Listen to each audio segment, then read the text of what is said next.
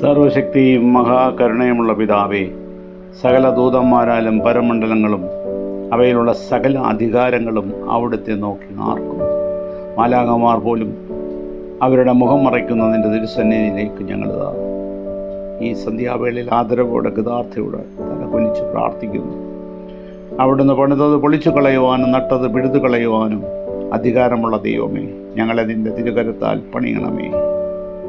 കർത്താവേ, നിൻ്റെ വാളുകൾക്ക് സംഹാരം ചെയ്ത് മതി വരും, തൃപ്തിയാവോളം അവ ശത്രുവിൻ്റെ രക്തം കുടിക്കുമെന്ന് പറഞ്ഞിരിക്കുന്ന വചനം ഞങ്ങൾ ഓർക്കുന്നു. കർത്താവേ, ഞങ്ങൾക്ക് വേണ്ടി കർത്താവേ നീ യുദ്ധം നയിക്കണമേ.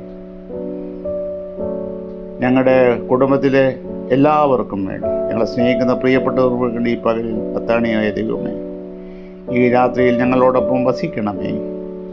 ഞങ്ങൾ പാവികളും ബലഹീനനും കുറ്റങ്ങളും കുറവുള്ള മനുഷ്യരാകുന്നു. ഞങ്ങളോട് കനിവ് തോന്നി തെറ്റുകുറ്റങ്ങളെ പോരായ്മകളെ പുറത്ത് ഈ രാത്രി നിൻ്റെ ആലയത്തിൽ മയങ്ങുവാൻ ഞങ്ങളെ രമ്യതപ്പെട്ട് അനുഗ്രഹിക്കണമേ എന്ന് യേശു ക്രിസ്തുവിൻ്റെ നാമത്തിൽ അപേക്ഷിക്കുന്നു. പ്രാർത്ഥന കേട്ടതിനായി സ്തോത്രം. ആമേൻ. എനിക്കായുസ്സു നൽകി നീ കോടാനുകോടി സ്തോത്രം കർത്താവേ.